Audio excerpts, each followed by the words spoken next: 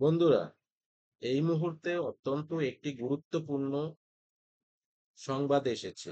শুধু ভারতের নয়, সমগ্র বিশ্বের কাছেই এই যে সংবাদটি অত্যন্ত আশাপ্রদ এবং আনন্দদায়ক এবং অত্যন্ত কাঙ্ক্ষিত এবং আমাদের অত্যন্ত প্রয়োজন। এই মুহূর্তে প্রধানমন্ত্রী নরেন্দ্র মোদী 109 রকমের উচ্চ ফলনশীল, জলবায়ু সহনশীল এবং বায়ো ফর্টিফাইড, রোগমুক্ত, রোগ প্রতিরোধ ক্ষমতা সম্পন্ন 109 রকমের উচ্চ ফলনশীল বীজ লঞ্চ করলো।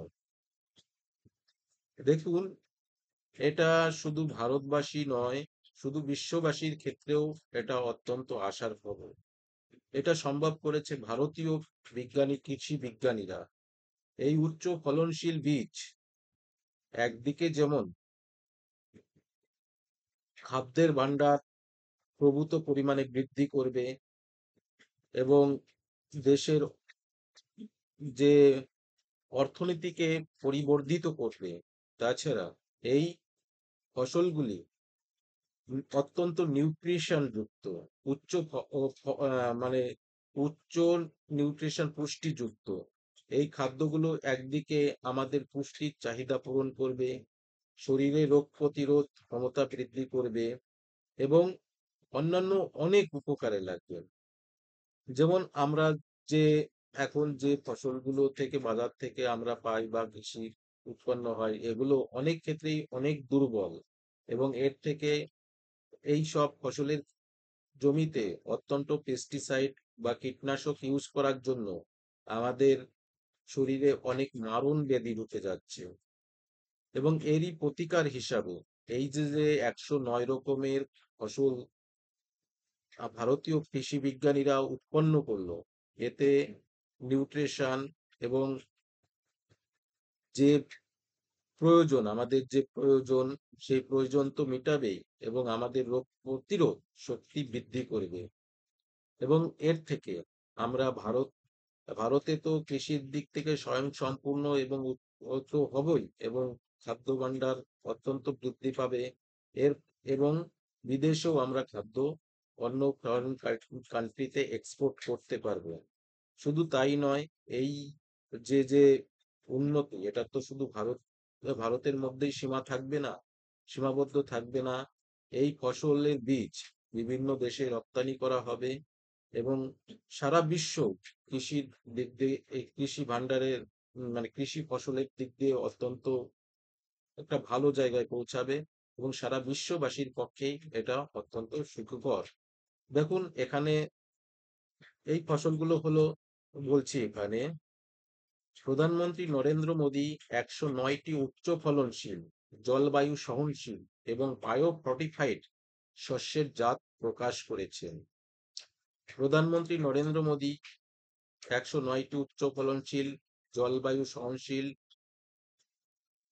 বায়ো ফর্টিফাইড বীজগুলোর মধ্যে 34টি হচ্ছে মাঠ ফসল এবং 27টি উদ্যান ফসল অন্তর্ভুক্ত থাকবে। মাঠ ফসলের মধ্যে বাজরা, চারাই ফসল, তৈলবীজ, ডাল, আখ, তুলা, ঘাস এবং অন্যান্য সম্ভাব্য ফসল সহ বিভিন্ন শস্যের বীজ অবমুক্ত করা হলো। উদ্যানজাত ফসলের মধ্যে বিভিন্ন জাতের ফল, সবজি ফসল, আবাদ ফসল, কন্দ ফসল বলতে বোঝায় যেমন আলু, আদা, এই ধরনের ফসল, মশলা, ফুল, ঔষধি ফসল, এইসব। তাহলে দেখুন, ভারতীয় বিজ্ঞানীরা শুধু মহাকাশ গবেষণা নয়, সমগ্র ক্ষেত্রে, কৃষির উন্নতির ক্ষেত্রে এবং সমগ্র প্রত্যেকটা ক্ষেত্রে অ- মানে নিরলস ভাবে কাজ করে যাচ্ছে এবং শুধু ভারতীয়দের উন্নতির ক্ষেত্রে নয়, সমগ্র বিশ্বের উন্নতির ক্ষেত্রে ভারতীয় বিজ্ঞানীদের অবদান অত্যন্ত মানে অবদান অনস্বীকার্য। দেখুন এখানে কি বলা হচ্ছে।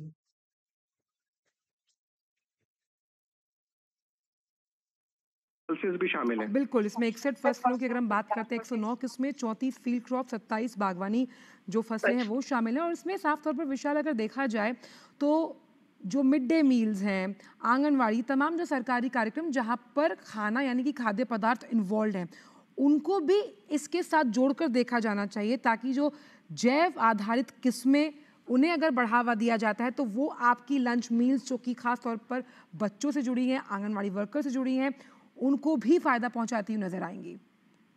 चल बिल्कुल ठीक कहा आपने। आपने सॉइल हेल्थ की बात करी, अब हम अपनी पॉपुलेशन की हेल्थ की भी बात कर लेते हैं। आज के हमारे बच्चे कल का भविष्य है, और जब बच्चों को मिड डे मील में न्यूट्रिशियस फूड मिलेगा, ये अच्छी किस्म की खाना मिलेगा उनको, तो जाहिर सी बात है कि हमारी जो आने वाली जनरेशन है वो भी स्ट्रांग होगी, वो भी हेल्दी होगी, और उसकी वजह से जब हमारे पास हेल्दी पॉपुलेशन है तो उस पर हमारे जो हेल्थ बेनिफिट्स हैं वो भी ऑटोमेटिकली मिलेंगे, हमारी बॉडी ज्यादा इम्यून होगी। इसके अलावा अभी हम बात कर रहे हैं दलहन की, और हम बात कर रहे हैं अपने सब्जियों की, लेकिन एक इम्पॉर्टेंट एस्पेक्ट ये भी आंचल मैं इसमें जोड़ना चाहूंगा जी जी। कि इसमें हॉर्टिकल्चर भी को भी बहुत जोड़ा अहम। गया है। हॉर्टिकल्चर जो है, हम जानते हैं कि नॉर्थ ईस्ट और खासतौर से हिली रीजन अपना कश्मीर के अंदर भी ये जो फूल की बागवानी होती है उसमें भी ये इम्पोर्टेंट रोल निभा सकता है। आज हमने देखा डिस्प्ले पे लगाया गया था रजनीगंधा, तो ये एक और इम्पोर्टेंट एस्पेक्ट है जिसको ना सिर्फ ये जो हमारी फसलें हैं ना सिर्फ वो, बल्कि हॉर्टिकल्चर में भी एक इम्पोर्टेंट रोल निभाएंगे, जिसमें फ्रूट्स भी शामिल है।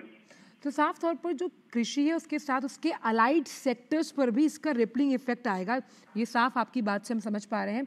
लेकिन आपने एक बहुत अच्छी टर्म का उपयोग किया, वो है बायो सर्टिफाइड जो तमाम किस्में हैं।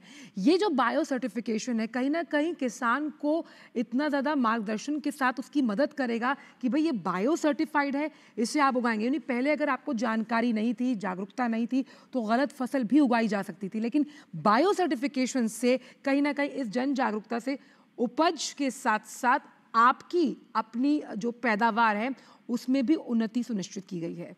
बिल्कुल ठीक कहा आपने। और ये इसमें हम अलग अलग वैरायटीज की बात कर रहे हैं। जब हम लैब टू लैंड की बात करते हैं तो तमाम तरह के जो Indian council of agriculture research है उसने जो अपनी रिसर्च की है, तो उसमें आयरन मॉडिफाइड और जिंक मॉडिफाइड, এই और आपने बात की ফসলগুলি बायो বায়ো সার্টিফাইড फोर्टिफाइड। যুক্ত। तो ये जो किस्में हैं, এবার বুঝতে হবে आज বায়ো हम जो खाना সার্টিফিক खा रहे हैं সার্টিফাইড उसमें বলতে हमें जिंक কি की बहुत বোঝায়। जरूरत है। अभी आपने देखा होगा कि এখন जब পর্যন্ত कोविड যে का आया কৃষকেরা लहर, যে तो ফসল उसके अंदर হচ্ছে जिंक চাষ की করতো, टैबलेट दी जाती थी। जिंक पर बहुत जोर था, central zinc is government very থেকে কোনো good for certification increasing your issue immunity, করা থাকতো और না। उसके अलावा आयरन के ऊपर অর্থাৎ बहुत ज्यादा অনেক जोर সময় था।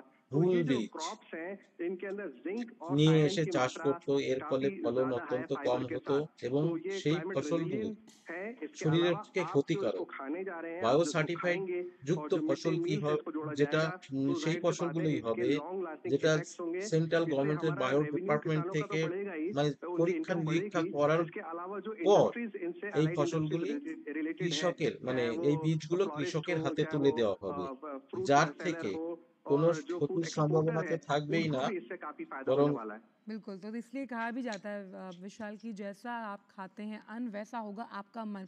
और इन तीन चीज़ों का अगर हम तालमेल देखें विशाल, कि अगर हमें उत्पादन बढ़ाना है, लागत को, बीजों का होना सबसे महत्वपूर्ण है।